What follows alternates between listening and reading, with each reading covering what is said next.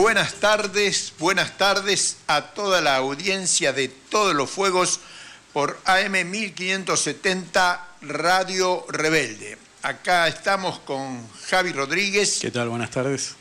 Y Dayana Álvarez. Ahí anda operando. Muy buenas tardes, Daniel. Buenas tardes, Javi. Y buenas tardes a todos los y las oyentes. ¿Quién va a dar las coordenadas, las redes por donde se puede escuchar Radio Rebelde? Y bueno, ya que hablé, las voy a decir yo. Bien, dale. Vamos.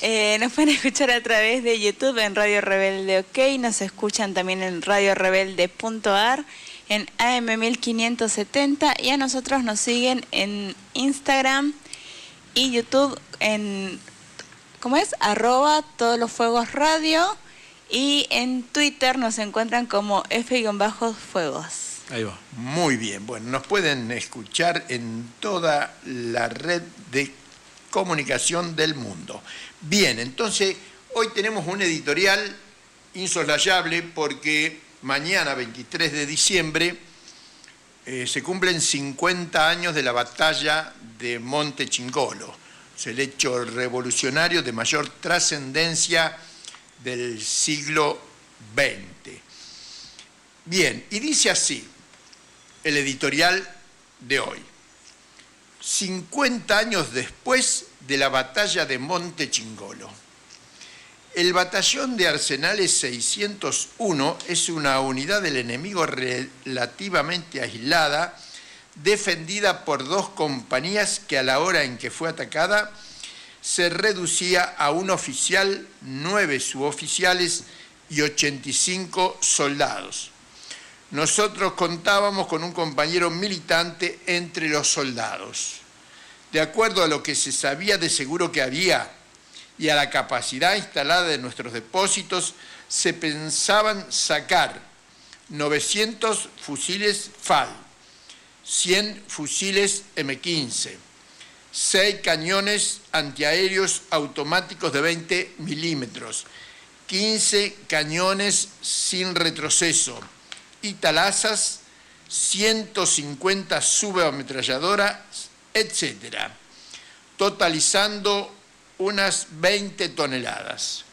Se consideraba posible cumplir ese objetivo aislando por varias horas el cuartel mediante el corte de los 9 puentes carreteros del Riachuelo y las 2 rutas La Plata-Capital Federal, únicos accesos para los refuerzos militares enemigos, y neutralizando las comisarías principales con ataques de hostigamiento. Además, se estableció un cordón defensivo en las calles principales de acceso a una distancia aproximada de 2.000 metros del arsenal. Así comenzaba el boletín interno número 98 del Partido Revolucionario de los Trabajadores, fechado el 27 de diciembre de 1975.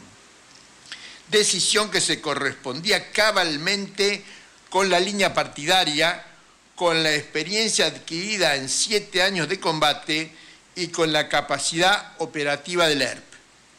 Nuestra fuerza guerrillera empeñó en la batalla al batallón José de San Martín, a cuyo mando estuvo el capitán Benito Urteaga, que reemplazaba al recién secuestrado comandante Juan Eliseo Ledesma. Las fuerzas de nuestro batallón se organizaron en la compañía de asalto, integrada por 73 combatientes y encabezada por el capitán Abigail Atademo, y una amplia compañía de cerco del arsenal y contención de los refuerzos enemigos, integrada por unos 200 combatientes y dirigida por el capitán Hugo Alfredo Irzún, que por heridas recibidas había bajado del monte tucumano y sustituía al también secuestrado capitán Jorge Arreche. 2 grados guerrilleros, comandante y capitanes guerrilleros. Las y los combatientes de ambas compañías del ERP se las lanzaron al combate con gran valor, emulando a los granaderos de San Martín en la lucha por la primera independencia, escribiendo una página de la página más heroica de la lucha revolucionaria por el socialismo. Balance. El mismo boletín inicia su balance afirmando que fue un gravísimo error haber lanzado la acción en conocimiento de indicios ciertos de que el enemigo podría estar alertado. Bueno, se ha corrido la bola de que no hubo autocrítica. Bueno, así empieza el balance. Un gravísimo error. Ese error que nos costó tanto y cuya responsabilidad recae principalmente en el mando de la operación, Urtiaga, con extensión a la comandancia del ERP Santucho, reconoce fundamentalmente dos causas: subestimación del enemigo y déficit en la técnica militar. Balance que compartimos. Nuestro batallón sufrió la pérdida de 57 héroes, cuya memoria honramos y honraremos eternamente. 50 años después, transcurrido medio siglo, tenemos que hablar con la misma franqueza y determinación que nos caracterizó como fuerza política revolucionaria.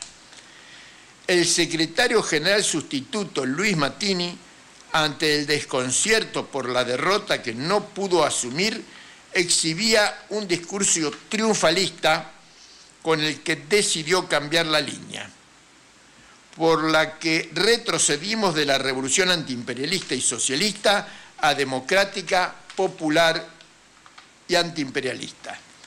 Los matinistas obrarán desde enero de 1977 en correspondencia con que nuestro partido está empeñado en superar los errores del pasado y seguir avanzando en la asimilación del marxismo-leninismo. Mientras que esa fachada de marxismo se expresaba en que, comillas, la valoración de nuestros errores por parte del comité ejecutivo dirigido por Santucho, la valoración de nuestros errores por Santucho ha quedado ampliamente superada por la autocrítica actual de él. No la compartíamos todo. No fue error de apreciación táctica, sino errores de carácter estratégico de origen ideológico. Esta valoración negativa de 10 años de luchas y experiencias y el cambio de la línea por parte de los matinistas desencadenó la división del partido, por lo que antes y ahora la unidad solo puede provenir de la recuperación ideológica y política del PRT. Obviamente esto lo decimos en sentido militante porque hay varios grupos que se reclaman del PRT y nosotros decimos, bueno, si quieren unirnos, nos unimos, pero alrededor de la línea histórica y de los principios que sostuvimos cuando éramos revolucionarios y luchábamos en primera fila de la lucha de clases en la Argentina. 50 años después, debemos contabilizar que la derrota revolucionaria no solo fue del PRT, sino del conjunto del movimiento revolucionario argentino y de las amplias masas movilizadas de la clase obrera industrial. Lo mismo ocurrió con el movimiento revolucionario en América Latina y el mayor de todos los retrocesos fue la desintegración de la Unión Soviética.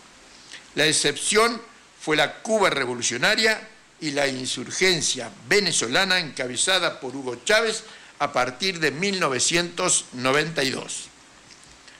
Así como el no reconocimiento de la derrota en 1978 por el sector matinista que llevó a nuestra división, la falta de una valoración profunda de las consecuencias a escala mundial que significó el fin de la Unión Soviética ha sido un obstáculo para la reorganización no solo de nuestra fuerza política, sino del conjunto del movimiento revolucionario. En la misma dirección, tenemos que decir con total firmeza que no vivimos una situación prerrevolucionaria. Esto en otro editorial lo hemos desarrollado más ampliamente. Sino todo lo contrario. Estamos transitando una situación contrarrevolucionaria. Milei, etc. Aceptar la realidad, la de hoy como la de 1978, nos fortalecerá y será el punto de partida de la reorganización de las fuerzas revolucionarias. Ese será el único camino hacia la revolución y el socialismo. Hace 35 años, Fidel Castro lanzó la consigna de la batalla de ideas, pero la pobreza de ideas en el marxismo argentino no ha emitido sino solo algunos mensajes en el plano marginal, pero seguimos escuchando que se lanzan con gran fruición de sus autores la misma idea de Fidel, pulida pero vieja, que ahora solo tendrá validez si va unida a propuestas que confronten ventajosamente con las ideas del liberalismo capitalista y semicolonial, liderado por el capital financiero internacional. Nosotros no nos quedamos en la crítica, sino que desde hace 1 año y medio hemos lanzado la confrontación con ese liberalismo semicolonial del capital financiero bajo la consigna de revolución industrial, científica y técnica sostenida por el poder del pueblo organizado en Asamblea Nacional. Con el Che Guevara que teorizó al respecto, decimos que este es el programa de transición del capitalismo al socialismo. Lo hacemos en homenaje a nuestras compañeras y compañeros caídos en Montechingolo, a los héroes y mártires del PRTR, de todas las fuerzas revolucionarias y del movimiento de masas, pero consecuente con las ideas del socialismo, lo hacemos en función de la liberación nacional de nuestra patria y de la liberación social de nuestro pueblo. Reafirmamos los pasos estratégicos de nuestro programa que se inicia con la creación de 6 millones de puestos de trabajo estables, con altos salarios y todas las prestaciones sociales adquiridas por la clase trabajadora argentina en 150 años de lucha. Nos preguntan cómo los crearemos. Respondemos que por medio de una revolución industrial que comienza con la decisión política de hacerlo, con la decisión política de hacerla. Parte de reconocer el excedente económico que produce la economía argentina, que es muy grande. Se acerca al 50% del Producto Interno Bruto. Pero al gobierno de Milei no le alcanza, por lo que una y otra vez tiene que pedir prestado. Pero como ya nadie le quiere prestar, le quedó el prestamista de última instancia, el Fondo Monetario Internacional. Y como este ya está podrido, apareció el caso único en la historia económica, que fue el Tesoro de Estados Unidos, el que salió a comprar pesos con dólares. Los préstamos de ambos organismos fueron políticos y la guita desapareció, como igual que la de Macri. Nuestro abultado excedente económico no se invierte productivamente, sino que se dilapida en gastos improductivos, cuyos 2 componentes son el gasto suntuario de la clase capitalista y la fuga de divisas al exterior, que vuelven al país no como activos de nuestra economía, sino como préstamos políticos, endeudando al país en forma creciente. Entonces, hay que cambiar el endeudamiento externo por el ahorro interno y eliminar al menos la mitad del gasto suntuario de la burguesía, haciendo que el Banco de la Nación, los bancos de las provincias, tomen el control de los depósitos y el crédito, y el Estado Nacional y de las provincias deben asumir el comercio exterior y nacionalizar los puertos y aeropuertos. Todas las revoluciones industriales necesitan alimentos para la fuerza de trabajo, materias primas para la industria y energía para mover las máquinas. No necesitamos importarlas y mucho menos ir a la guerra como los países imperialistas, ya que tenemos de las tres en abundancia. Gran ventaja que tiene la Argentina y que no aprovecha. No es mal vendiéndolos como ahora, sino destinándolos para nuestro desarrollo y vendiendo solo el excedente a precios convenientes. El paso siguiente es la producción, tanto en agroindustria como en textiles y otras industrias de complejidad media, como automóviles y similar, en las que tenemos experiencia y deben ser fortalecidas. Para encarar el nivel más complejo se requiere lo que los entendidos llaman investigación de frontera, o sea, en el límite superior del conocimiento. En este no partimos de cero, ya que tenemos algún camino recorrido. Pero la llave maestra de la revolución industrial, junto con la decisión política, es el más amplio desarrollo de la ciencia y la técnica.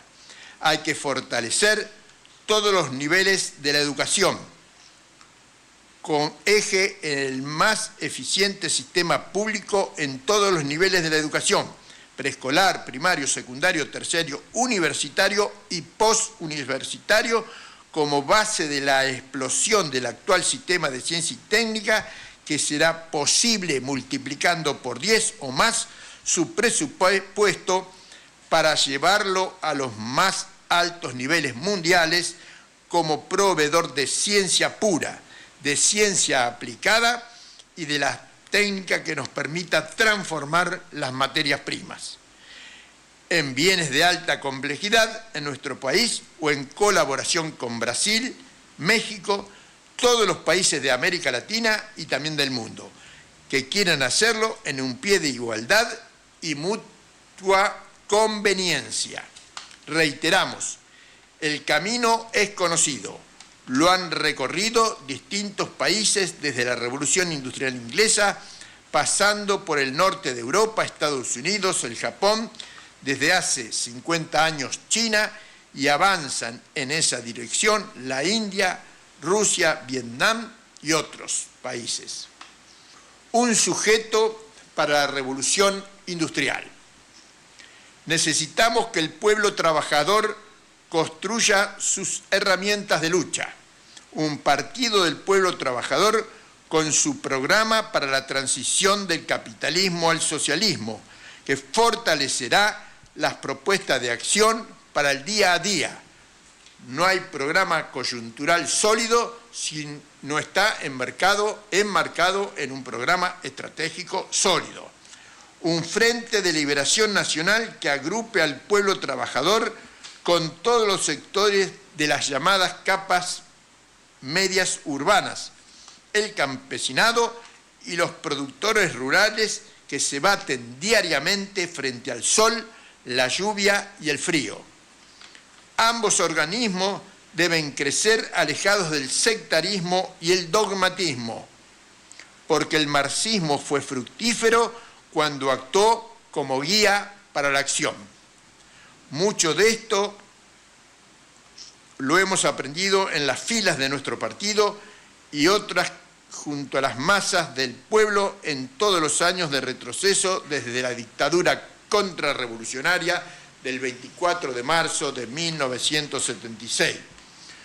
Con el empuje de nuestros héroes y el pensamiento y la acción puestos junto a nuestro esforzado pueblo, construiremos la política y los organismos de la liberación nacional de nuestra patria y la liberación social de nuestro pueblo. Bueno, el editorial de hoy. Bien.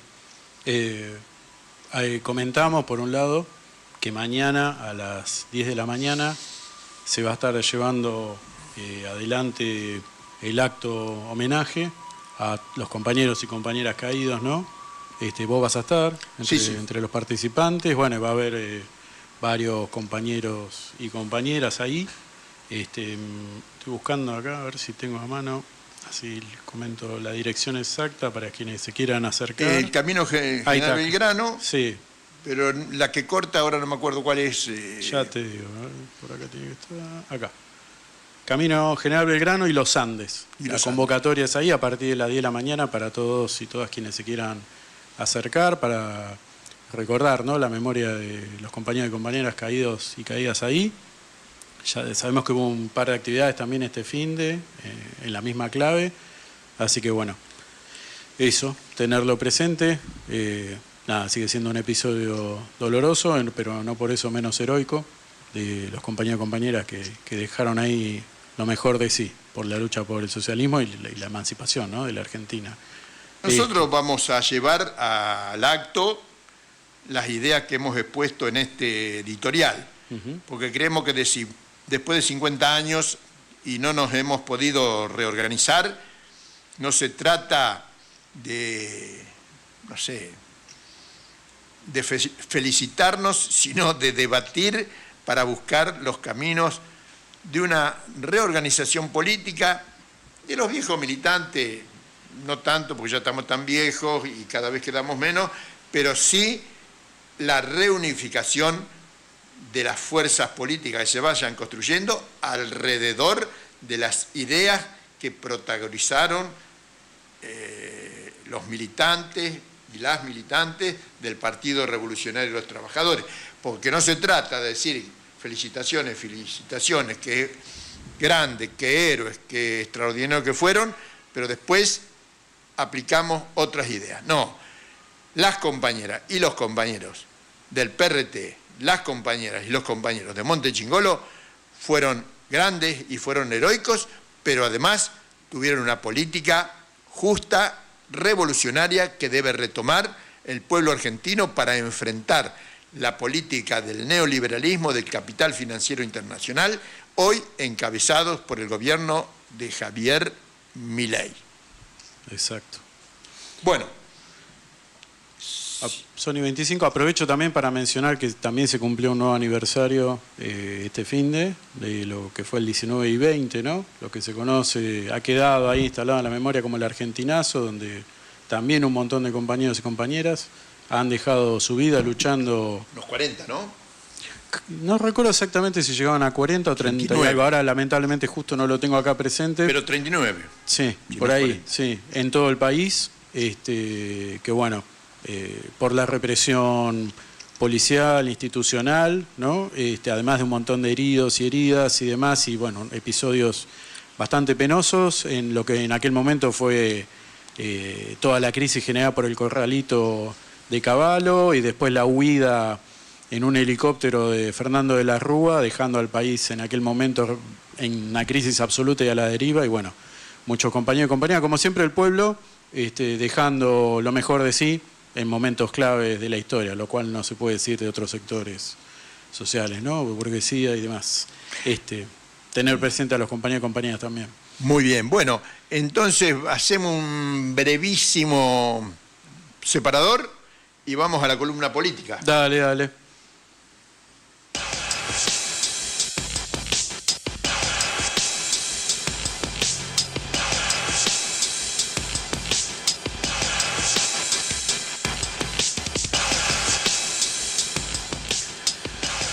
Bueno, hoy justo también estamos hoy es el último programa del año que estamos haciendo. Sí. Así que bueno, seguramente va a pasar un montón de cosas de acá que retomemos. Pero bueno, vamos a tratar de cerrar más o menos haciendo una revista de cómo están quedando las cosas con todo este desastre que viene siendo desde las elecciones de octubre, ¿verdad? Venimos hablando de eso, porque bueno, se ha reconfigurado, entre comillas, políticamente o no la situación. Y lo que venimos viendo, hay muchos que lo que vienen precisamente mencionando, muchos analistas y demás, es que lo que aparentemente se presentó como una victoria para el gobierno y una derrota, entre comillas, para los distintos sectores de oposición en las últimas elecciones nacionales, que se suponía que iban a fortalecer, ¿no?, a la gestión de Javier Milei, lo que está demostrando es que sigue, no es que hubo, digamos, un cambio de protagonistas, sino que lo que uno puede ver es que precisamente siguen siendo los mismos y precisamente se siguen mandando a pesar de tener un escenario muy favorable, con una oposición absolutamente dividida, dispersa y cada cual buscando sus propios intereses, lejos de lo que son las necesidades y los intereses populares en este momento, que tranquilamente estos tipos podrían avanzar por encima, pero se siguen haciendo ellos mismos la propia zancadilla. Ahora vamos a entrar en tema de por qué. Están reventando lo poco o nada que, digamos, lograron, entre comillas, salvar después de las elecciones donde parecía que su poder estaba refrendado. Bien, ¿qué pasó? Antes que nada, tener presente que, como siempre, enmarquemos esto con lo que viene pasando. En estos últimos días, por un lado, hemos visto esta última semana que esa fuerza, esa suerte de fuerza expedicionaria que los yanquis tienen en las costas de Venezuela, ya ha procedido a incautar 3 buques petroleros, supuestamente con distintos argumentos, algunos declarados como que eran buques judicializados, otros que no tenían los papeles en regla, qué sé yo, pero digamos básicamente la estructura ahí militar de portaaviones, aviones, lanchas y demás que tiene Estados Unidos ahí enfrente de las costas venezolanas, lo que hizo fue requisar esos buques petroleros, una actitud absolutamente ilegal que va contra todos los acuerdos internacionales, ¿no?, de circulación y demás. Seguramente lo va a decir, pero el argumento de fondo es que el petróleo de Venezuela se lo robaron a los norteamericanos desde 1964 y se acuerdan ahora. Ahí es cuando uno se pone a pensar cuánto es de una cuestión discursiva,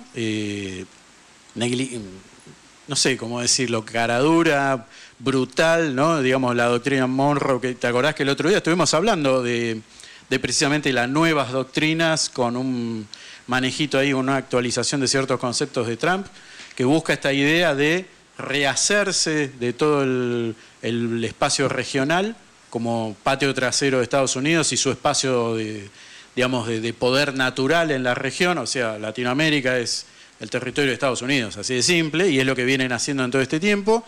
Y, bueno, lo que hicieron es esto, de salir a declamar, además, esa situación que decís vos, que ese petróleo ellos lo recuperaron porque era algo que se estaba expropiando a Estados Unidos, asumiendo como que todo lo que hay es todo propiedad de Estados Unidos, ¿no? Es algo demencial, pero así fue la argumentación. Bueno, hay varias alarmas ahí encendidas y también hay todo un temita que tiene que ver con qué está pasando a partir de todo esto, de toda esa situación de inseguridad con el tema del petróleo, de los precios del barril a nivel internacional. Y hay varias alarmas que están empezando a sonar por distintos lados, se está pronunciando cada vez más seguido Rusia, también China, porque uno de los tanqueros, uno de estos buques, aparentemente es de propiedad china, más allá que tiene bandera de otro país. Bueno, todo esto se está generando un escenario que puede terminar mal. Ya no es solamente amague y que se está boqueando, digamos, se está generando un escenario complicado. En ese sentido anduvo Lula, tratando, como digamos, de ser, entre comillas, la voz coherente de la región para decir no nos vamos a ir a las manos, piensen que esto va a ser un desastre si ustedes hacen algo. Trump, sí, claro, como usted diga, no importa nada. Y justo en esto, además, tuvo lugar empezado el jueves, viernes, una reunión de Mercosur, de esas que tienen lugar cada tanto, donde por un lado hubo un cambio de la presidencia y demás, viste que eso se va rotando una vez por año y demás, bueno, pero que en realidad el pretexto de fondo para todo esto era, por un lado, tratar como de ver si había algún tipo de pronunciamiento sobre esta situación de Venezuela, de parte del Mercosur como bloque, y por otro lado, algo que se está negociando hace rato y que Javier Milei se suponía que era uno de los animadores de todo esto, que es una suerte de acuerdo de libre comercio o cuanto menos levantamiento de algunas restricciones con la Unión Europea. Es momento que la Unión Europea también está medio colapsando por todo el tema de la guerra ucraniana. Bueno, ellos tienen su propio escenario de lío allá. La cuestión es que, bueno, hubo la juntada y Lula trató de ser como el protagonista de tratar de hablar de que tiene que haber una unidad latinoamericana para evitar los problemas, toda esta situación. Recordemos que obviamente Brasil es el gendarme sudamericano grande. En estos días hemos hablado en otros programas sobre de que estuvo haciendo una actualización de su equipamiento, presentó nuevos submarinos, bueno, digamos, es el hegemón sudamericano, ¿no? es así Brasil y digamos, y su rol protagonista dentro de los BRICS. Bueno, está en eso. Y por otro lado, Javier Milei, que estos días anduvo a los abrazos y a los saludos y demás con su amigazo, el neofascista chileno de Kast, que lo mencionamos el lunes pasado, ¿no? Tristemente, y bueno, ganó el balotaje chileno, un nuevo aliado para Trump, un nuevo aliado para Milei, y ya no está tan solo, ¿no? Ahora tiene a Kast, tiene también en Bolivia aliados, tiene también aliados en Perú, y hay cosas poco claras, ¿no? En Ecuador también, digamos, se está armando ahí un cerco que evidentemente tiene un sesgo cruzado por Estados Unidos, de apoyo y demás, sí. Está dividida por la mitad Sudamérica. Está dividida. Entre comillas, aparentemente los espacios progresistas, vamos a ponerle, quedaron más del lado del Atlántico, por así decirlo, sí. Y los espacios más reaccionarios o cuanto menos con una impronta neoliberal tirando a fascista, están quedando del lado del Pacífico. Vamos a ver cómo sigue todo eso. En el medio también está Paraguay, que podemos contarlo en este último bando, si se quiere, y Uruguay, bueno, es una incógnita, y ya lo vamos a ir viendo. Bueno, el escenario es bastante feo y el propio Milei, a su momento, habló de que era necesario establecerlo este acuerdo con la Unión Europea y demás, y dijo que apoyaba y que era necesario que el bloque se pronuncie apoyando a Trump para tirar abajo la dictadura de Maduro, ¿no? Como se utiliza, ¿no? El lenguaje que utiliza esta gente.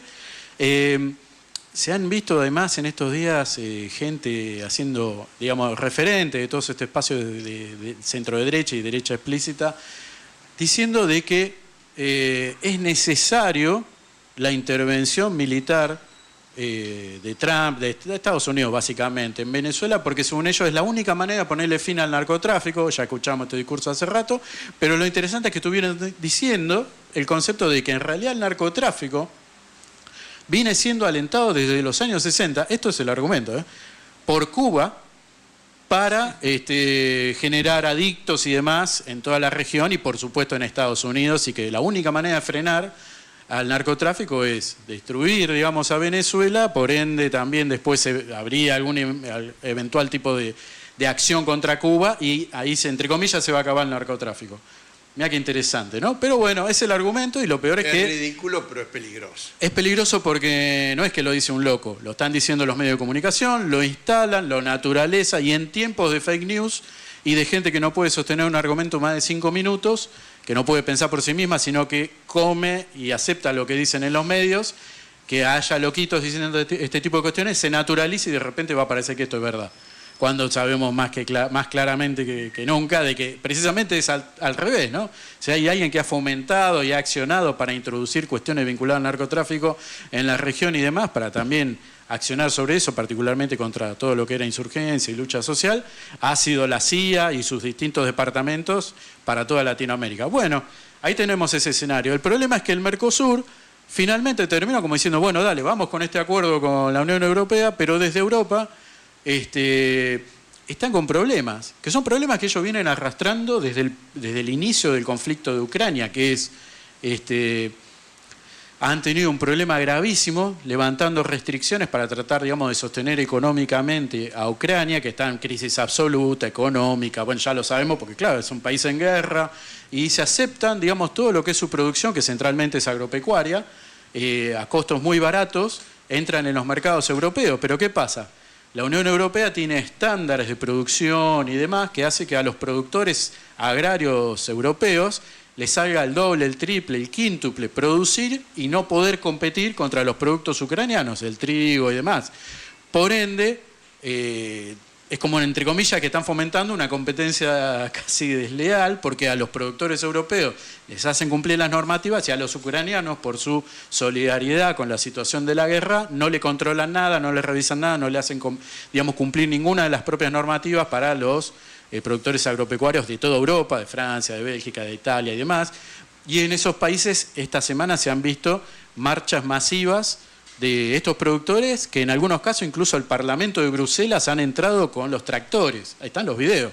Han entrado con los tractores rompiendo todo. Bueno, hay una situación de crisis y Giorgia Meloni tuvo que pedir Mercosur, gracias, pero no podemos acordar ahora porque estamos nosotros en una crisis. Dennos un par de meses y vemos ahí si podemos armar un mercado común o un tratado de libre comercio. Conclusión, digamos, tanto esfuerzo para nada. Concreto, nada. Bien, en ese escenario están pasando cosas ahora a lo local. Vos te acordás que la semana pasada estábamos sabiendo de que iba a haber, por un lado, posiblemente iban a tener lugar las sesiones en función, porque, todos los proyectos que se querían tratar de ley, presupuesto, la reforma laboral, la reforma educativa, las cuestiones vinculadas a los aumentos de precios a jubilados, financiamiento de universidades, hospitales, etcétera, etcétera, etcétera. Todo ese paquete lo habían pateado para más allá. Esta era la estrategia del gobierno.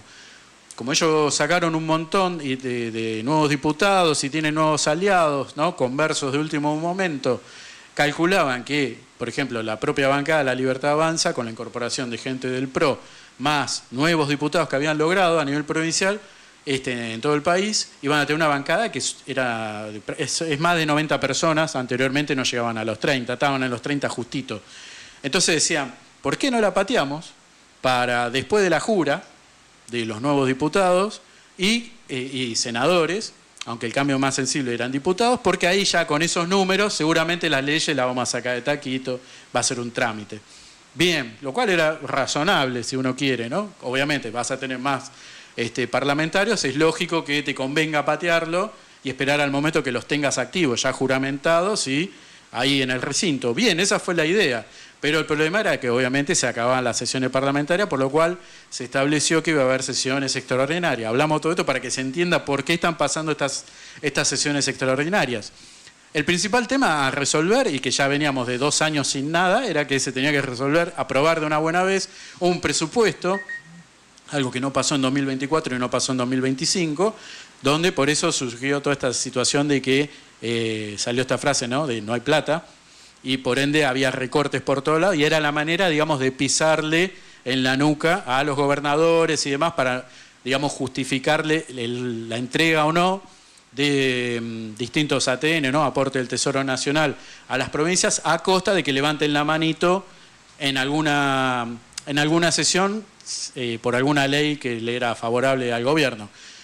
Bien, entonces el panorama era ese. Bien, ¿qué pasó? El tema más álgido, y que era lo que le dedicamos tiempo la semana pasada, era el tema de la reforma laboral. Y en lo del presupuesto se entendía que casi que iba a pasar de modo natural, sin mayores problemas, porque más o menos ya estaban cocinados los aliados y demás. Bien, entonces, 2 temas. El presupuesto iba a entrar, que es lo que pasó, por diputados, y se esperaba que la reforma laboral hubiese entrado también por ahí, pero bueno, se ve que algún intelectual con poco vuelo se le ocurrió que entrase por el Senado. Una iniciativa que normalmente debería entrar por diputados, pero bueno, se propuso que entre por Senado. O sea, iba a ser una ofensiva en 2 frentes, como quien dice, ¿no? Meto el presupuesto por diputados y meto la reforma laboral en el Senado, en paralelo, y sacamos todo en tiempo express. Ese parece ser que fue el razonamiento de estos muchachos. Bueno, muy interesante. ¿Qué pasó? ¿Qué pasó? ¿Qué pasó? Bien. Había una movilización convocada para el jueves. Nosotros aquí hemos estado convocando y participando, más allá de las diferencias, porque ya sabemos, no viene al caso para otro momento, pero más que criticable el rol que vienen teniendo desde hace bastante tiempo las centrales sindicales, muy lejos de los intereses de los trabajadores y sus necesidades, y mucho más cercano a sus intereses financieros y sus emprendimientos, ¿no?, de muchos de estos líderes de la CGT, incluso esta nueva dirigencia que hay ahora, este triunvirato. Los muchachos, en vez de llamar a un paro, que era lo mínimo que uno está esperando por algo así, porque ya hemos hablado bastante sobre todas las iniciativas que se supone que iban a entrar en esta especie de machetazos con lo que iba a entrar, ¿no?, la reforma laboral.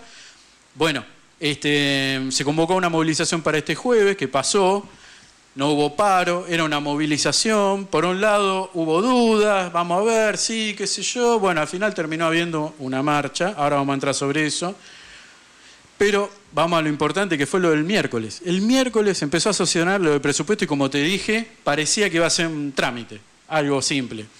Bueno, ¿qué pasó?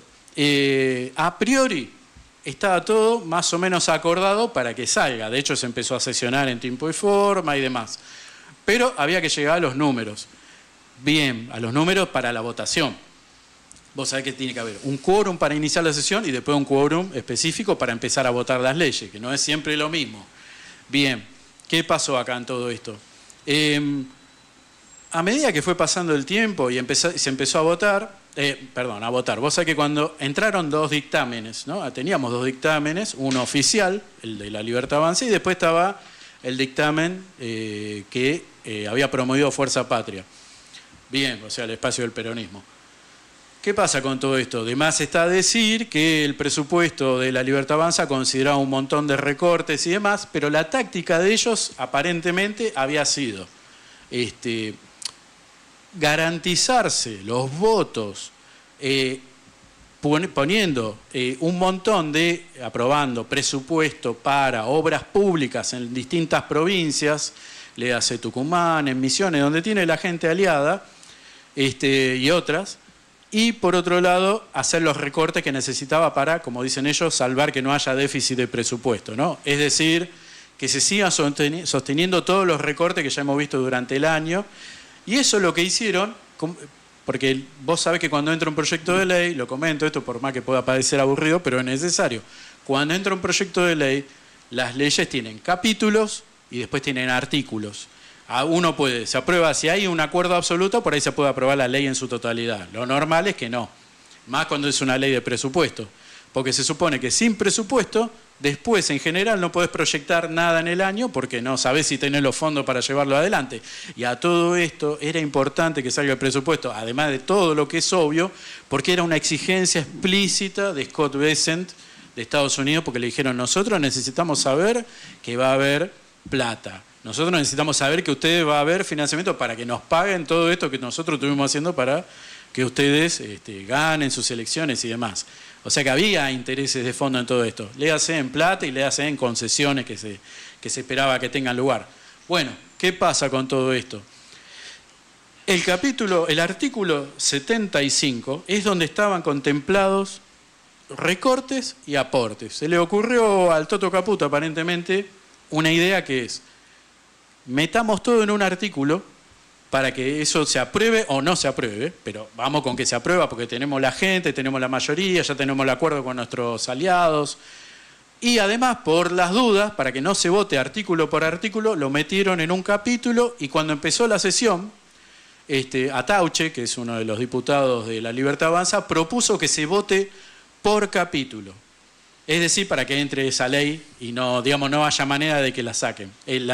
Sí, que entre la ley tal cual, ¿no? Entre el capítulo entero y listo, ya está. Que ese era lo que se concebía como el mayor problema de esta situación.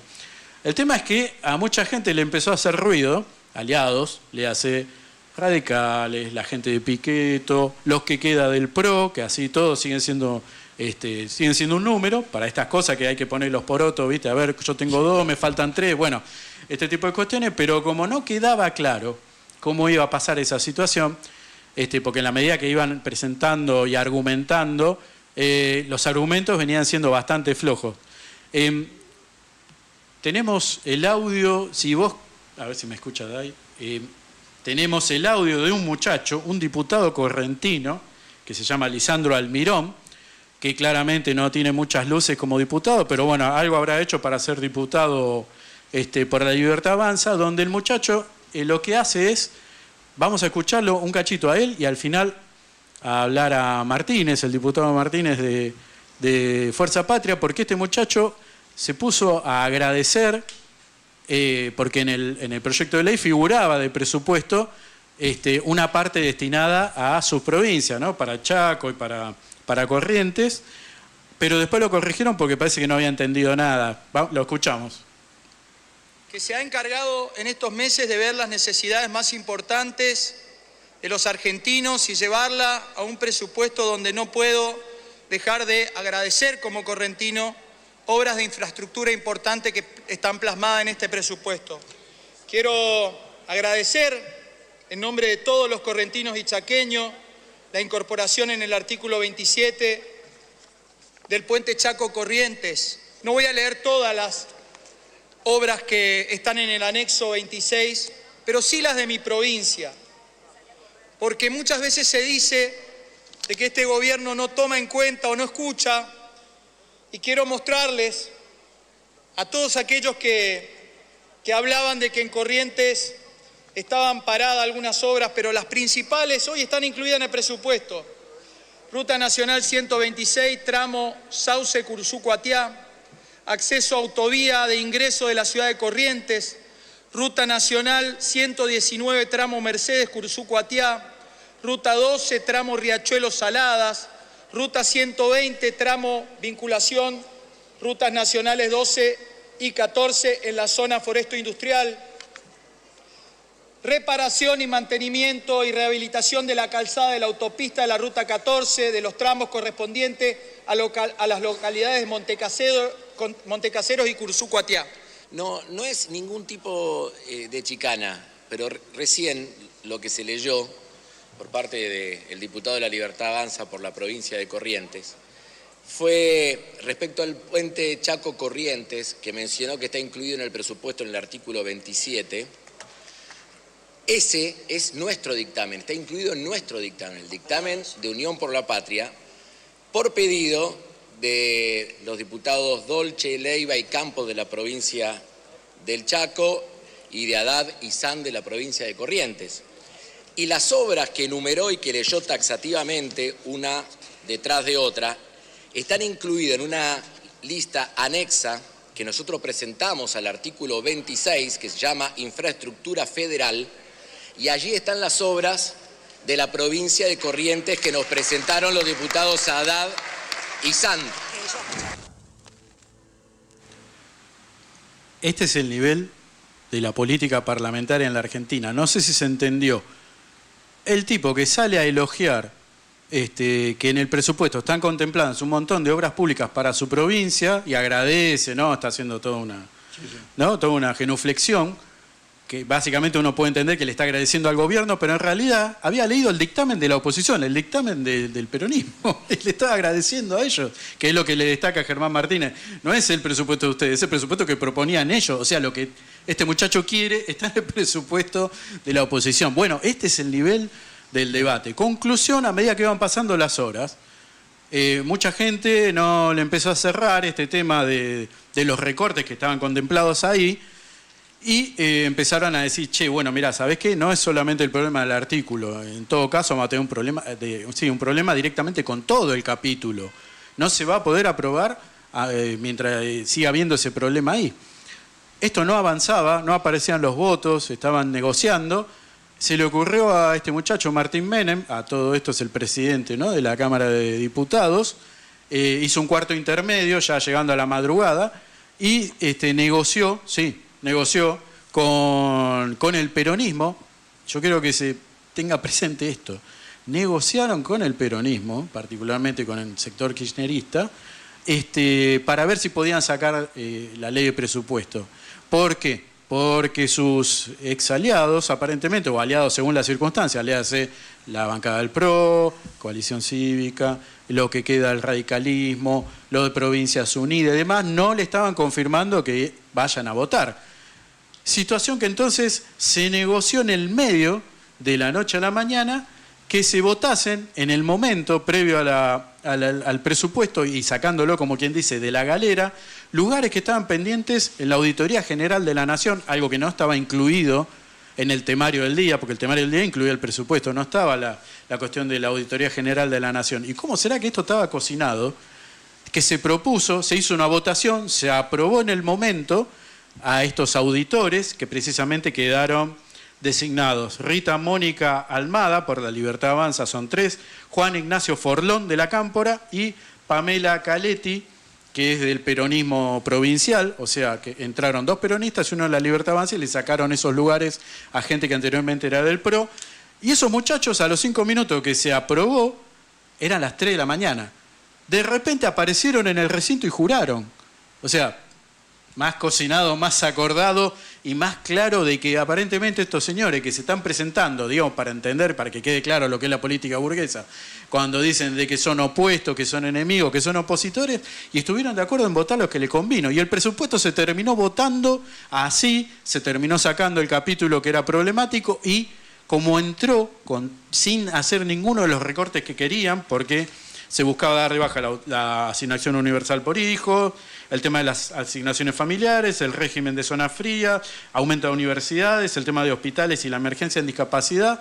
Ingresó todo y por ende el presupuesto se terminó aprobando con un déficit gigantesco porque va, digamos, a lo que eran los requerimientos de Javier Milei, esto no le funciona. Este viernes se va a tratar esto en el Senado y evidentemente, digamos, toda esta maniobra sirvió para nada, absolutamente para nada. Mirá cómo es la política burguesa. Milei le dijo al pueblo argentino de que la Argentina potencia de 1900. Sí. Bueno, ayer me llegó un mensaje por el teléfono que ya conocíamos, pero da elemento para compartirlo con la audiencia, de un informe sobre las clases trabajadoras confeccionado, no solo confeccionado, investigado por Juan Viale Macé, un médico, abogado e ingeniero. Y agrónomo. Exacto. Estudió medicina en España. Él es de Mataró, conozco la ciudad de Mataró, por eso me acuerdo. Cataluña, bueno, todos esos títulos. Y además de tener todos esos títulos, 4 títulos universitarios, parece que se cruzó con Juárez Selman en un momento y le agarró un patatú a Juárez Selman, se estaba muriendo. Mira. Y lo operó en la calle, a cielo abierto, y lo salvó. Es decir que, bueno, no sé si era conocido por todas estas cosas, pero además se hizo mucho más conocido y vinculado con las esferas del gobierno, sin vender nada, sin ningún... No. Solamente porque era un tipo muy capaz. Entonces, Julio Roca, sobre el final de su segunda presidencia, en 1904, le encargó un informe sobre las clases trabajadoras, entre otras cosas porque le interesaba para ver con qué personal contaba para el servicio militar obligatorio, para fortalecer la estructura militar del ejército.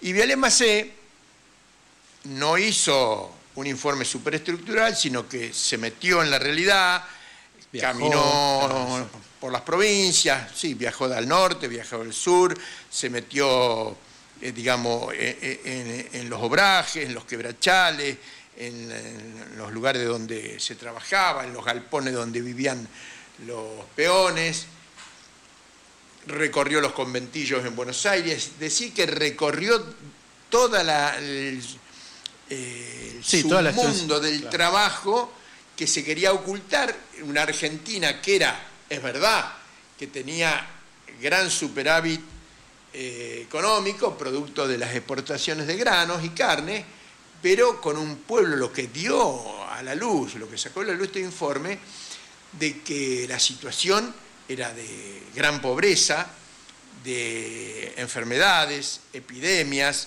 superexplotación, bajos salarios, enfermedades endémicas, condiciones laborales paupérrimas, raquitismo, y dentro de todo este desastre, por supuesto, los peones, los indígenas y las mujeres, como siempre,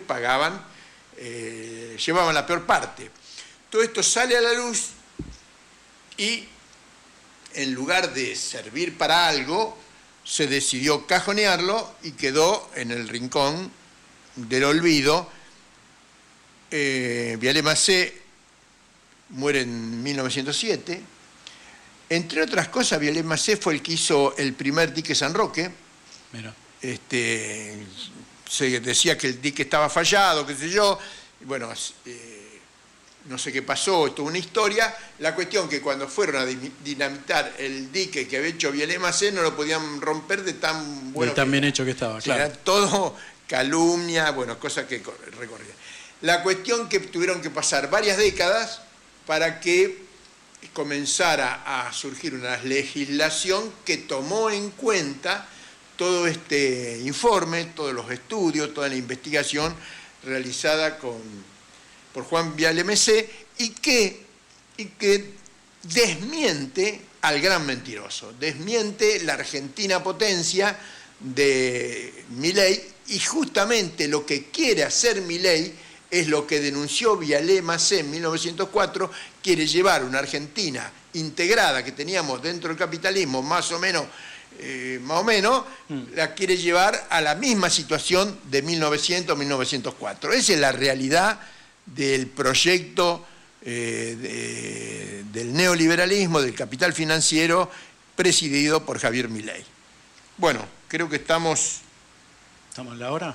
Justo, estamos en la hora, así que nos vamos a la tanda de las 19 para después conversar con nuestro compañero y amigo economista Horacio Robelli.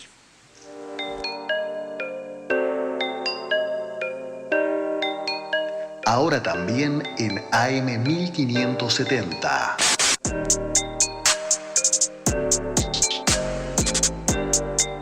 Radio Rebelde, AM 1570.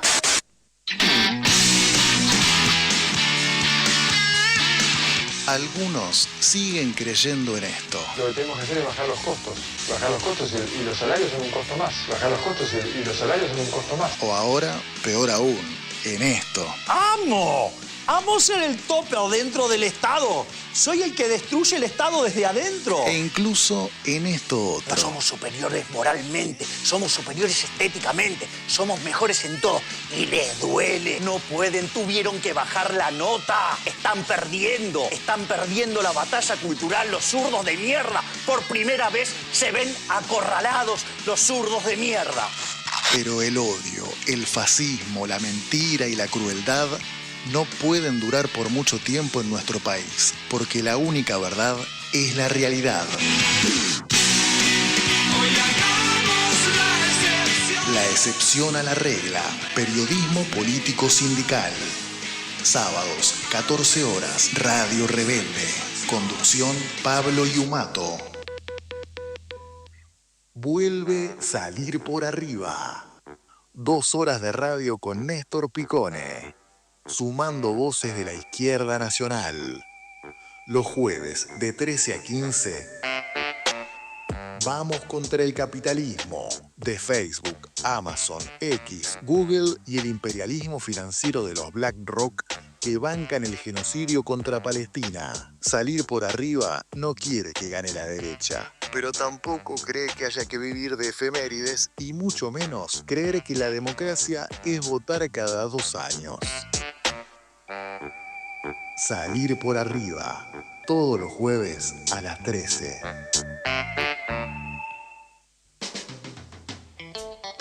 Periodismo independiente de grupos y corporaciones. Periodismo comprometido con la gente. Ni temprano ni tarde. Un programa de Marcelo Duhalde. Martes de 18 a 19 en Radio Rebelde. Ni temprano ni tarde. Los demás. Todos los sábados de 11 a 13. Pensando y sintiendo al país. Los demás en Radio Rebelde AM 740. Porque son ataduras comprender a los demás. Caminamos siempre a oscuras sin pensar en los demás. Radio Rebelde en Instagram. Nos buscas como Radio Rebelde OK y conectás con toda la programación. Ahora también en Instagram. Nace Rebelde Stream. La Rebelde ya no es solo una radio. Ahora es Rebelde Stream, el canal de streaming más compañero. Métete a nuestro YouTube, suscríbete y participa del canal más compañero. Marcando una línea de periodismo, siendo fieles a lo que pensamos. Rebelde Stream, un medio emblema. Rebelde Stream.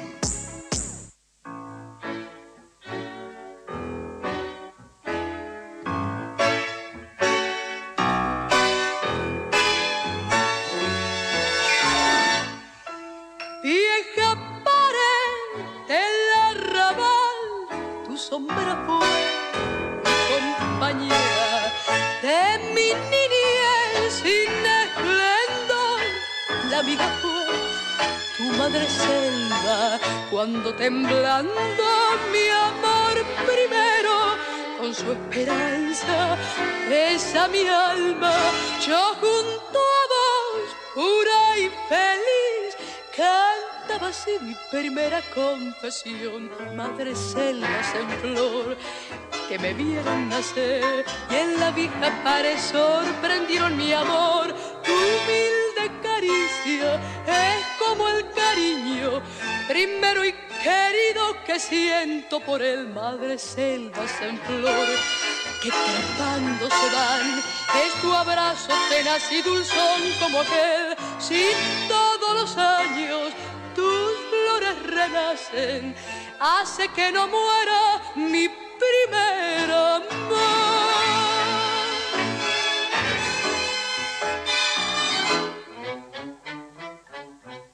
Madre selvas en flor, que me vieron nacer y en la vieja pared sorprendieron mi amor. Tu humilde caricia es como... Bueno, escuchábamos, no voy a decir, es muy conocido este tango, Horacio Robelli, es fácil hoy la pregunta. Querido amigo, Madre Selva y por la diosa Rosana Falasca. Lloré como un chico cuando se murió. Rosana Falasca, una voz de tango. ¿Y sabe quién lo eligió, no? Al tango. Supongo que vos. No. Dayana eligió el tango, por eso que la pegó. Felicitaciones a Dayana. Muy bien, felicitaciones a Rosana Falasca, una diosa total. María Grania también, las dos grandes de verdad, dos grandes. ¿Cuál mujeres nombraste? Que podían haber cantado. ¿Cuál otra? María Grania. Graña. Y Rosana Falasca. Rosana Falasca y María Grania. María Grania y Rosana Falasca, las dos pueden haber cantado en la época de oro del tango, junto con Mercedes Simone, con Ada Falcón, con las grandes cantores, con las grandes cantoras de tango pueden haber cantado ella. Con las grandes cantoras de tango, grandes de verdad. Sí. Bueno, hay alguna gente joven que yo escucho que son... Bueno, pero vamos a ir al ¿quién tiene la manija del poder económico y político en la Argentina, Horacio? Mirá, una demostración clara y palpable a quién beneficia este gobierno. Santiago Bausili es un empleado del JP Morgan. Todo el Banco Central, Bausili estuvo 15 años trabajando en el JP Morgan. Y el segundo de él, Vladimir Wernicke, 16. Los dos, el Banco Central solamente sirve para garantizarle renta al capital financiero. Anda a pedir un crédito. No hay crédito hipotecario, no hay venta de vivienda, no hay venta de nada porque no hay un crédito para nadie. Por ahí con el UVA corriendo el riesgo que alguna vez la inflación se dispare, con todo eso por ahí puede conseguir algo, una parte.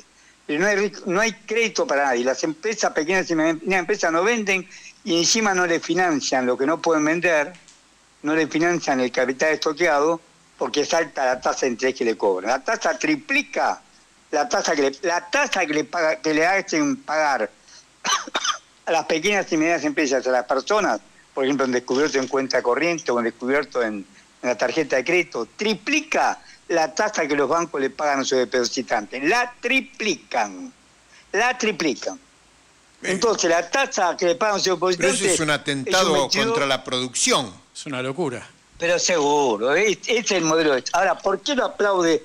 ¿Por qué AEA, que es la Asociación de Empresarios Argentinos, que desciende la nefasta del CEA, el Consejo Empresario Argentino, que fue el verdadero mentor ideológico del golpe? Porque Videla, todos esos payasos, todos esos asesinos, ahí se reunían en la casona de la calle Ascuénaga de los Blaquier, de los artistas Blaquier de Ledesma, se reunían Suárez Manson, Arguindí, que era el jefe de la policía de Isabel Martínez Dios, se reunía ahí. ¿Con quién se reunía? Con José Alfredo Martínez Dios, con Armando Brown, con todo lo que era, con un joven Héctor Mañeto que tenía 35 años, un joven Héctor Mañeto de 35, 36, 37 años, con los Roca de Techín, por supuesto los Ledesma. Se reunían todos ellos porque eran el Consejo Empresario Argentino. Mañeto, un joven Mañeto, pero hacía en representación, ya salía con la viuda de Noble, ya convivía con la viuda de Noble, y lo hacía en representación de Clarín, aunque era un tipo muy joven. Pero estaba él, estaba Ernequian, estaba los Bulgeroni, el padre de los dos que quedaron ahora. Bulgeroni, estaba Julio Pagani, el padre del que está ahora como presidente de Arcos, y por supuesto Roberto Roca, que es el padre de Pablo Roca. Todos ellos se reunían en la casona de la Casa de Escuénaga para conspirar contra el gobierno de Isabel Martínez de Perón y preparar el golpe militar. Ese es el Consejo Especial Argentino presidido por José Alfredo Martínez Dios. La descendencia del Consejo Especial Argentino, teñido en sangre por la dictadura, se cambiaron el nombre, se unieron con una fundación que se llama Invertir, con una fundación de estudio, nada, que no existía, de un tic-tac de ellos, nada. ¿Y qué hicieron? Se llamaron a EA. A EA lo recibió con pompas y honores, por lo que es un representante del capital extranjero, a Bausili. ¿Por qué? Porque fugaron 34.420 millones de dólares, cosa que nadie dice. ¿Eso cuándo lo fugaron? Clarín. ¿Cuándo lo fugaron? Ahora, en 10 meses. Todavía no tengo el dato de noviembre, lo van a publicar a fin de diciembre. En 10 meses, estos ricos, sobre todo a EA, ¿quién puede comprar? No 1 millón, no 3 millones, 34.000 millones, 34.420 millones de dólares compraron. ¿Quién compró? A EA. Por eso lo aplaudieron. Lo aplaudieron de pie apenas entró. Lo hicieron para qué compraron esos dólares? Para fugarlo. Esto se endeuda. Hay un libro de Eduardo Basualdo que se llama Endeudar y Fugar. Se endeuda. La deuda, por ejemplo, entró la plata del Fondo Monetario Internacional, 14.000 millones de dólares. El Banco Mundial y el BID ampliaron los créditos que habían en 5.000 millones de dólares. Colocaron 2 repos de 3.000 millones de dólares. Tienen los encajes de los bancos 22. en dólares. Bueno, sí, y aparte suma el encaje de los bancos de dólares y tuvimos un superávit comercial hasta octubre de 8.000 millones de dólares. Y ahí te da los 34. 34.420. 34.420 millones después, ¿quién compra los dólares? Ellos. ¿Y por qué lo compran? Porque aumentan los precios. Techín llora porque tiene que competir con China, pero Techín cobra un 25, un 30% más caro que los caños sin costura de chino. Con esta plata que cobra además, van y compran dólares. Ellos aumentan Arcor, Molino Río de la Plata, aumentan los precios de los productos por encima del dólar. Y con ese es el carrete ahí. Aumentan sus precios de sus productos por encima del dólar, van y compran dólares, que para ellos es barato, no para mí, que soy un viejo docente de la facultad y que cobró 2 pesos. Ellos van y compran dólares porque aumentan su precio mucho más que lo que crece el dólar. Y lo fugan. Y lo sacan de circuito. Por eso lo nombran a Andrés Vázquez en Arca. Porque Andrés Vázquez hace la vista. Andrés Vázquez, yo encima soy monotributista, porque enseño en algunos lados donde. En Placho, por ejemplo, soy monotributista. O sea, en algún lado soy monotributista. Bueno. Y escribo en algunas notas y me pagan como monotributista. Bueno, eso como monotributista me va a perseguir a mí, que tengo la categoría mínima de monotributista, me va a perseguir a mí y me va a hacer subir la categoría seguro. Para eso va a estar ARCA, la Agencia de Recaudación y Control Aduanero, pero no para perseguir a los que fugaron y van a seguir fugando 34.420 millones de dólares en 10 meses del año 2025. Récord de récord. El récord máximo había sido en el año 2001 con la crisis del 2001 y no llegó a 29.000 millones de dólares. Y ahora sacaron 34.420 millones en 10 meses. Van a seguir sacando en noviembre, en diciembre. Esto es una cosita que no se le acaba para ellos. Esta es la triste realidad. Entonces, ahí tenemos. Y eso tiene que ver con que el Producto Bruto Interno de la Argentina no crezca. Pero por supuesto, la plata que se da es plata que no invierten acá. Vos tenés, mirá 2 consecuencias. La inversión interna bruta fija, que es la que estás hablando vos, es 16% del PBI. No lo digo yo, lo dice una cuenta nacional de este 16. Gobierno. Al tercer tiempo, 16%. Déjame decir para que la audiencia tenga un parámetro para comparar, que en la India, en China y los países que se desarrollan está del 45 al 50%, acá el 16%. 16% no alcanza ni siquiera para reponer lo que se gastó. En economía se calcula que para reponer lo que se gastó, la amortización de la maquinaria, la baja tecnológica. Primer año del comercial, yo fui al comercial, te enseñaban eso, la amortización. Pues esa amortización, todo eso necesita por lo menos entre el 22 al 25% del PBI. Y acá estamos abajo de 16. La inversión extranjera directa se fue. Acá hay empresas extranjeras que se fueron, cayó la inversión extranjera directa. Este imbécil, porque es un imbécil de Milei, una persona imbécil, una persona que tiene poca capacidad para elucidar la realidad, lo manejan estos tipos. Y ahora también lo presionan. Mirá cómo es el manejo perverso ahora. Tenés que pagarle a los ricos 2 bonos que son bono Bonar y bono global, por 4.200 millones de dólares. Hay que pagarle al Fondo Monetario Internacional 900 millones de dólares. Y otras deudas en total suman, más o menos se calcula, alrededor de 5.000 millones de dólares que hay que pagar. Esto es en enero, ¿no? Ahora en enero. Sí, pero en los primeros días. Antes del dinero hay que pagar 5.000 millones de dólares. ¿Y lo tenemos? Lo que vence el fondo. Mirá cómo tenemos. Lo dice el fondo, lo digo yo. El Fondo Monetario Internacional dice que el Banco Central tiene reservas internacionales negativas por 16.000 millones de dólares. O sea, no, está menos, tiene menos de 16.000 millones de dólares. Ahí tenés los 14.000 de que le dio el Fondo Monetario Internacional, los 3.000 del repo, los 5.000 que aumentó el Banco Mundial y el BID. Tenemos, lo dice el fondo, a mí me da un poco más, pero el fondo dice, lo hemos hablado otras veces contigo, 16.000 millones de dólares abajo, dice el fondo.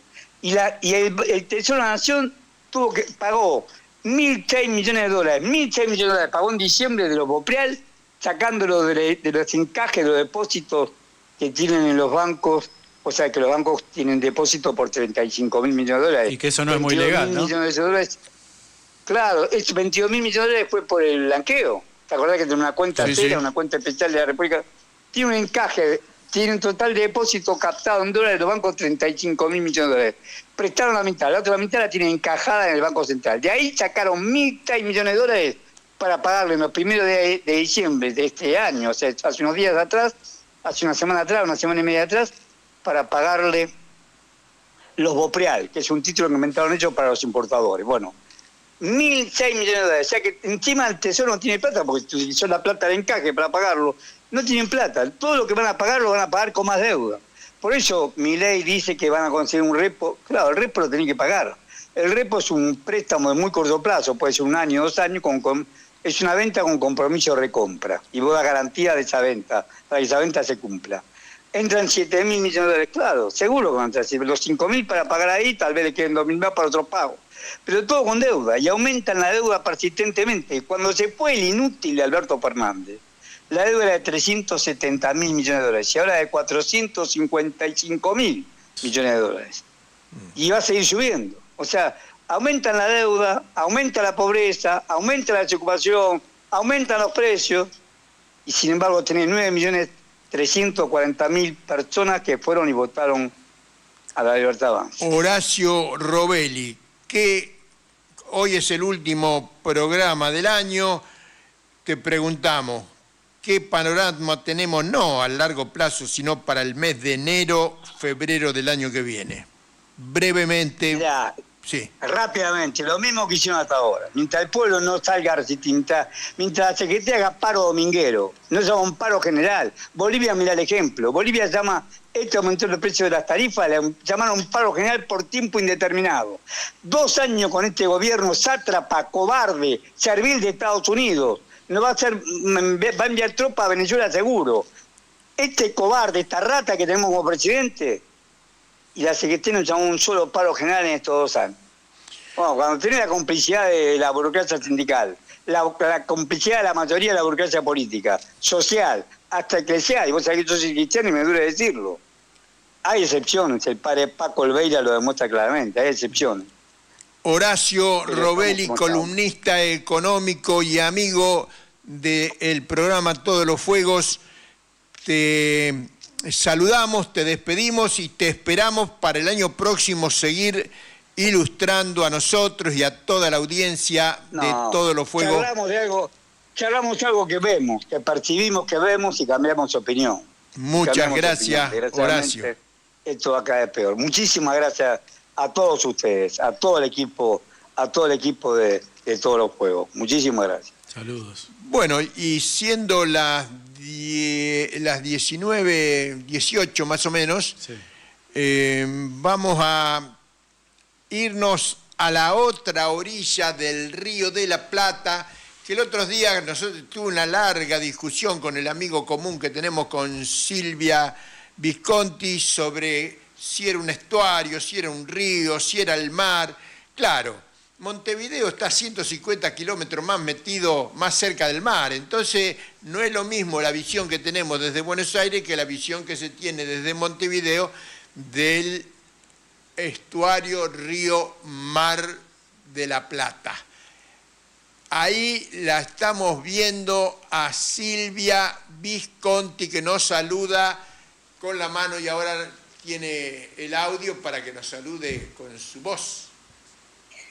Buenas tardes, Daniel, Javier y Dayana, y a toda la audiencia de Todos los Fuegos.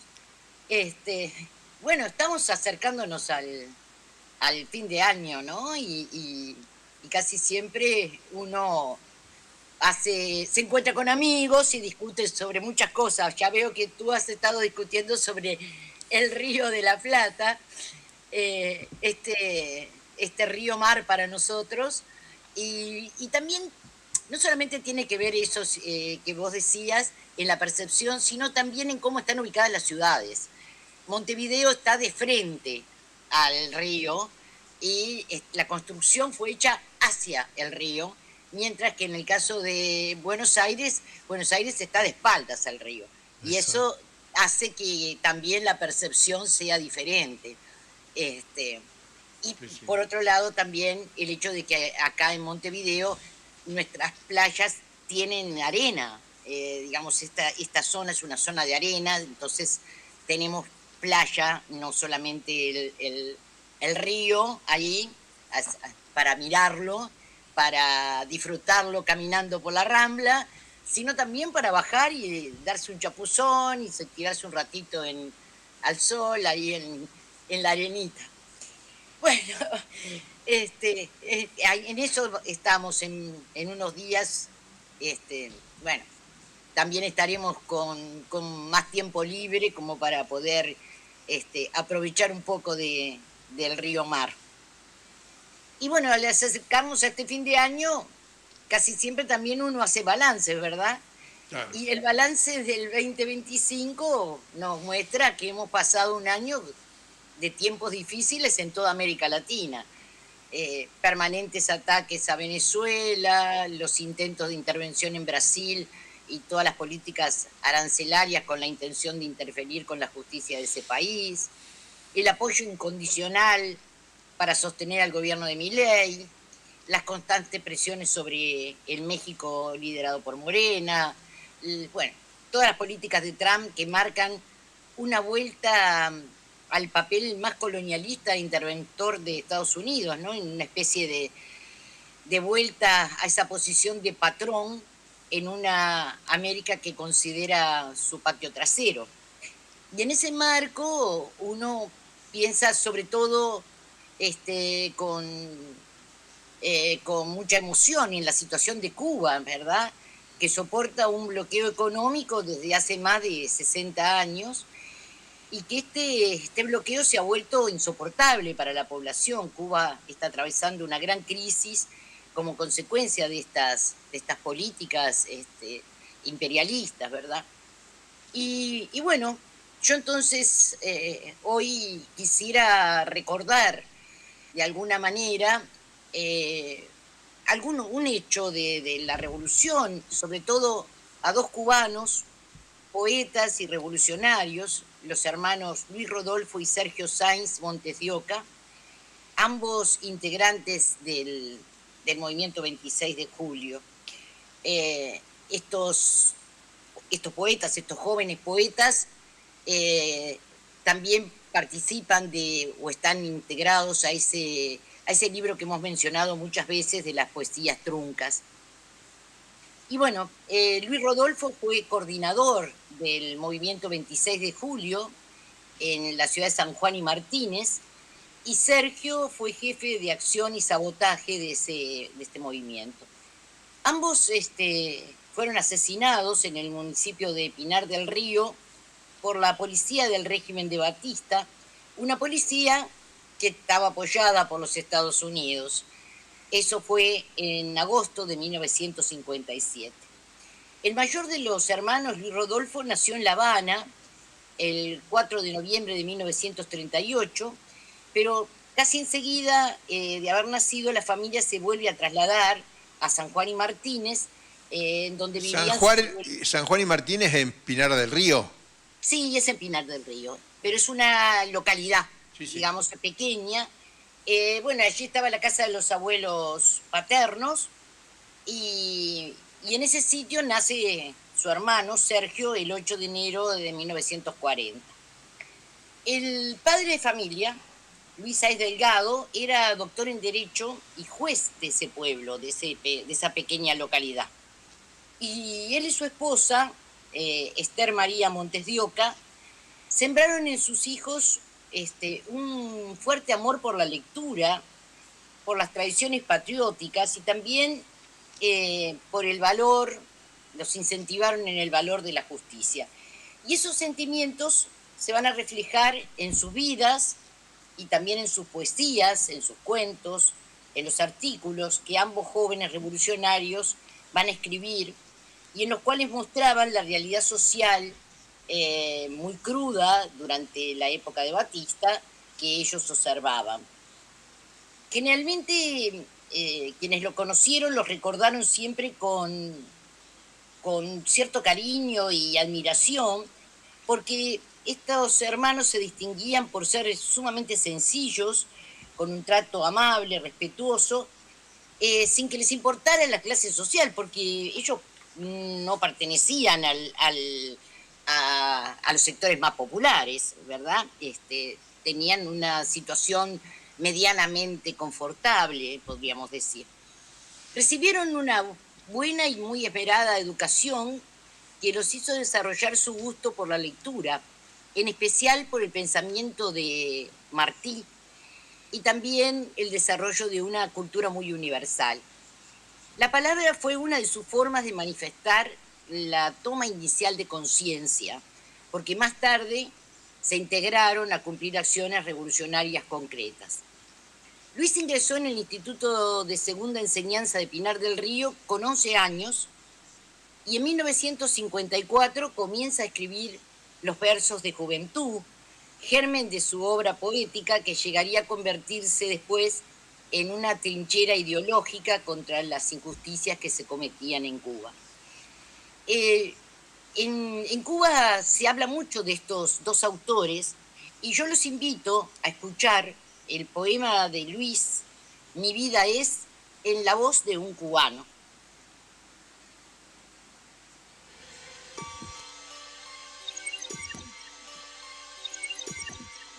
Un poema de Luis Sáez Montes de Oca. Mi vida es. Mi vida es un desierto largo, largo. Es un mar sin distancias ni confines. Es una existencia triste y sola, una vida mía. No sé qué pena vibra en mi alma. No sé por qué mi díscolo corazón llorando siempre está. Quisiera que Dios, el gran Dios en que yo confío, me explique la razón de este hondo penar mío. Sé perfectamente que no son amores de mujeres imposibles, de bocas anheladas, ni de cuerpos deseados los dolores. Y aunque explicarme trate el porqué de mi pena, siempre como un lunar de tinieblas y de miedo, surge en mi alma la dura inconformidad de mi existir.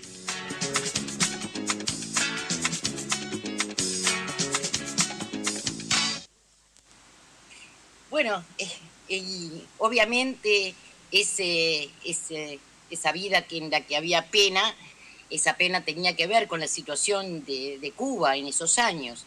En ese mismo año 1954, él escribe su primer cuento, que tiene un nombre bastante particular, Sangre en los surcos.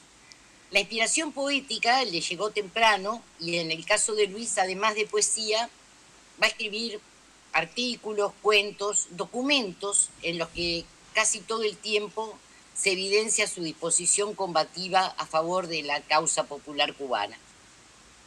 Sergio, por su parte, también fue poeta y un joven de brillante oratoria. Y para que lo conozcan, también les invito a escuchar uno de sus poemas, Dos caras de una dimensión.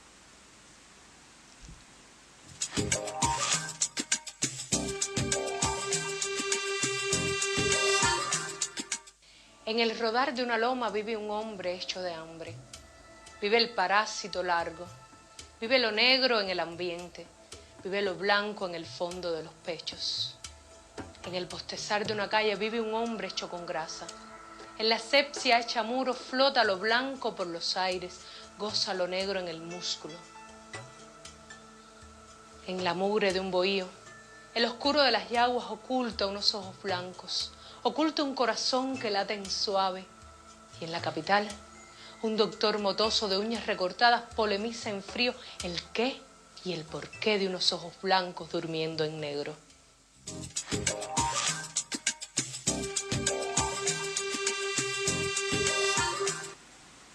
Bueno, los hermanos mostraban una similar atracción por otras expresiones artísticas también, como la música, el teatro, y supieron de alguna manera vincular estos intereses con la dedicación a la revolución de una manera increíblemente madura a pesar de su gran juventud. A mediados de 1955, Luis se gradúa de bachiller en letras, pero no puede solicitar su matrícula en la Escuela de Derecho de la Universidad de La Habana hasta el mes de noviembre, por lo que va a asistir a clases como oyente hasta que es aceptado formalmente. Pero al ser clausurada la universidad por Batista, tiene que regresar a su pueblo. Su acción revolucionaria se materializó clandestinamente y en compañía de su hermano Sergio, participaron en numerosas acciones de sabotaje en diferentes puntos en la zona en que vivían. Provocaron apagones eléctricos, interrumpieron actividades de la burguesía, realizaron arengas a favor de la revolución. Participaban casi diariamente en reuniones conspirativas contra el régimen que se realizaban en casas de distintos miembros del movimiento 26 de julio. También del lanzamiento de proclamas, de la publicación de folletos y escritos contra el régimen. Todas estas actividades motivaron que fueran fichados como elementos peligrosos por la policía y que fuera ordenada su muerte para intentar arrancar de raíz la acción revolucionaria en el pueblo de San Juan y Martínez. Por su parte, su hermano Sergio fue electo secretario de la Asociación de Alumnos del Instituto de Segunda Enseñanza de Pinar del Río y desde ese cargo dirigió una huelga estudiantil en solidaridad con los estudiantes universitarios habaneros que asaltaron el Palacio Presidencial en marzo de 1957. También participó activamente con su hermano Luis en las protestas contra el asesinato de Frank Pais a inicios de agosto de ese mismo año. Ambos integran el directorio revolucionario desde su fundación y el movimiento 26 de julio y colaboran en múltiples acciones. Sergio como jefe de agitación y sabotaje en su municipio, Luis con el cargo de coordinador del movimiento 26 de julio en la misma municipalidad. Estas actividades, como decíamos, los convirtieron en el centro de atención de los agentes del Servicio de Inteligencia Militar de la dictadura. En el atardecer del 13 de agosto de 1957, Luis y Sergio, luego de comer en compañía de sus padres, salieron a la calle y se dirigieron al Cine Marta. Antes de salir de su casa, se despidieron de su madre con palabras que fueron premonitorias. No temas, madre, algún día te sentirás orgulloso de nosotros. 5 minutos más tarde, fueron asesinados por un agente de la tiranía de Batista antes de cumplir 19 años Luis y Sergio con apenas 17. Al llegar a la esquina de las calles Rivera y Esteves, Luis se detuvo a conversar con unos amigos en el portal de La Francesa, una tienda de ropa que existía allí. Y Sergio se adelantó. Cuando se dirigía a la taquilla del cine, le salió al paso el soldado Margarito Díaz y el cabo Pablo Sayas, ambos vestidos de civil, que habían estado espiando los movimientos de los jóvenes. El cabo pretendió registrar a Sergio y el joven rechazó el intento. El agente le asestó un golpe, a lo que el agredido respondió llamándolo cobarde. El guardia entonces empuñó su pistola calibre 45 y le apuntó. Luis, advertido de lo que estaba ocurriendo, corrió en defensa de su hermano y el militar le disparó. La bala le partió el corazón. Luis cayó desplomado junto a la acera y Sergio intentó ir junto a él, pero el militar volvió a disparar, derribando al menor de los hermanos, que cayó también muerto instantáneamente. Los dos criminales se refugiaron en el puesto de la Guardia Rural, donde su jefe les brindó protección. Los funerales de Luis y Sergio constituyeron una verdadera manifestación de duelo popular. Una multitud sin distinción de clases marchó detrás de los dos féretres entonando el himno nacional de Cuba. El 18 de octubre de 1986, para rendirle homenaje a los hermanos Sáiz, se fundó la Asociación Hermanos Sáiz, organización no gubernamental cuyo órgano de relación con el Estado cubano es el Ministerio de Cultura y tiene como misión promover lo mejor del arte y la literatura de los jóvenes cubanos. Precisamente de la obra de estas asociaciones que hemos estado escuchando en la voz de jóvenes que participan en ella, los poemas. Los poemas, cuentos y artículos revolucionarios de ambos hermanos se dieron a conocer antes y después de su muerte, tanto en revistas como en diarios locales y nacionales, entre los cuales figura la revista Bohemia. Escuchemos un fragmento de uno de esos trabajos surcos míos de Luis Sáiz.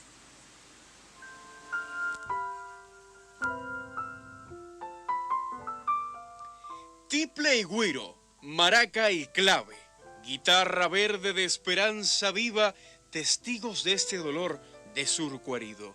Tierra, tarde y sitiería, noche, palma y agonía de seres sin justicia. Tierra, tierra ajena sin esperanza de ser mía. Güiro y son, maraca y clave, crudo padecer campesino. Puños cerrados sobre los surcos míos, sangre y sudor lanzados al viento. Mayoral en látigo que se lleva los frutos.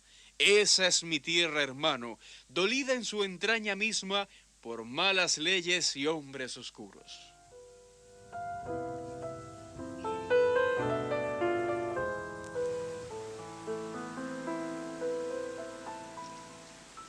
En uno de sus textos, Sergio explica qué significa su compromiso revolucionario y dice: es sentir muy dentro un latir de patria, es cargar bien pronto con las responsabilidades de un futuro más justo y digno, es guiar al ciego y llevarlo al porvenir, es dolor por el espectáculo de un pueblo que, como quiere pan y circo y solo pan y circo, no mira quién se lo da. Por eso que luchamos, considerado el testamento político de ambos hermanos Sáiz, en ese texto, Luis fija la posición de la juventud cubana frente a la tiranía de Batista y dice: no luchamos sin un porqué, ni por el mero afán de aventuras o como escape de ímpetus juveniles. Tenemos conciencia plena de la razón motriz y consideramos que son motivos incontables los que nos señalan como único medio de vivir dignamente la vía revolucionaria. Demostrado como está que nada se puede esperar de politiqueros ambiciosos, inescrupulosos. Además, tenemos la firme creencia del cometido generacional nuestro, ya que el destino nos obliga a cumplir, cueste lo que cueste, la gran revolución que Cuba espera desde hace siglos.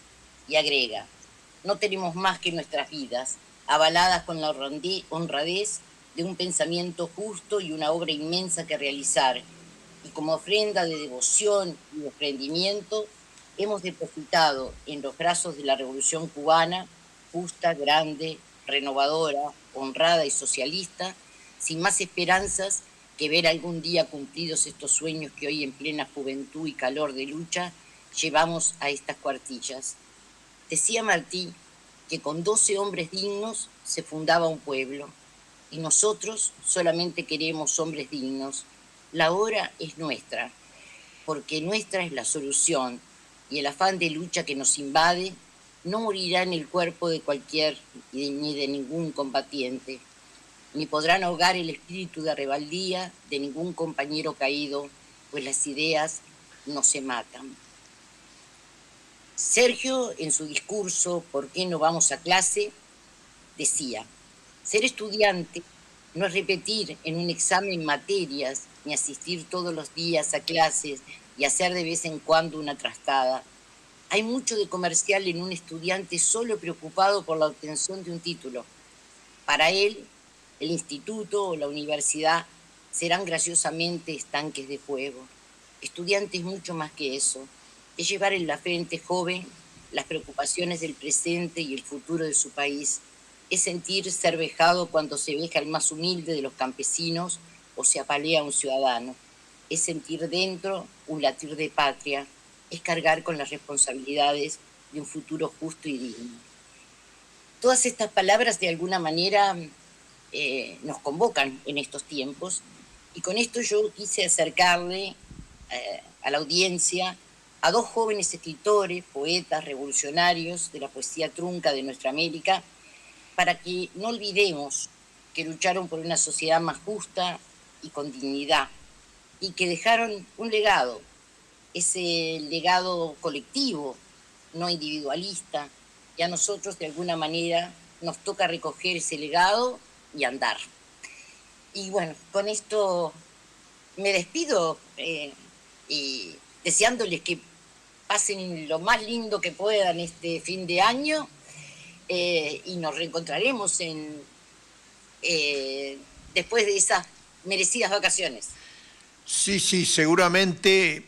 Estaba sacando la cuenta recién que Todos los Fuegos empezó a mediados de agosto de 2019, así que ya llevamos más de 6 años y 4 meses, y todo hace prever que vamos a seguir y fortaleciendo el programa y fortaleciendo el mensaje para llegar con nuestra contribución a la organización y la lucha de este pueblo que está sufriendo y mucho.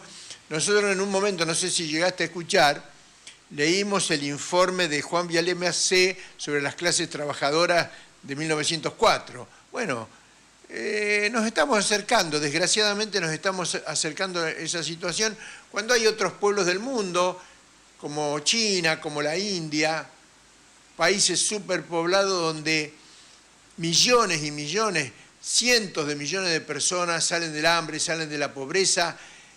La pequeña población que tenemos nosotros, la Argentina, no quiero incorporar al Uruguay porque ustedes tienen un gobierno de otro signo, pero también en nuestros países el pueblo trabajador vive cada día peor. Entonces, ¿cómo no vamos a seguir levantando estas banderas? Y mañana vamos a hacer un acto porque se cumplen 50 años de la batalla de Monte Chingolo. Ya hemos hablado ampliamente hoy en el programa y es un hecho que a nosotros nos conmueve particularmente. Sin duda, escuché algo del informe de 1904 y lo leí además, y me pareció recontra interesante porque yo he estado leyendo en estos días básicamente de los hechos de 1907 en los inquilinatos, y está absolutamente vinculado a eso. En algún momento le vamos a hincar el diente a esa movilización de las escobas. A la movilización de las escobas queda pendiente para el año que viene hablar con los poetas y los teatros independientes de Chivilcoy, que tiene una trayectoria importante, no es porque sea mi pueblo, sino que realmente tiene una gran trayectoria y que merece ser conocida y difundida. Claro que sí. Bueno, nos vamos. Nos vamos nomás, terminamos el año. Esperemos que aunque sea con un poquito mejor que esto ya sería bastante, pero bueno, el horizonte sigue siendo oscuro, me parece. Pero bueno, si no nos comprometemos y no participamos...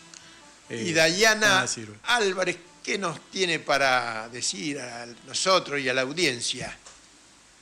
No, desearles un feliz año a todos y todas y bueno, que el próximo año venga muchísimo mejor. Bueno, nos vemos entonces. Nos vemos el año que viene y adelante con la fuerza que se necesita para terminar con la explotación y la injusticia. Ahí vamos.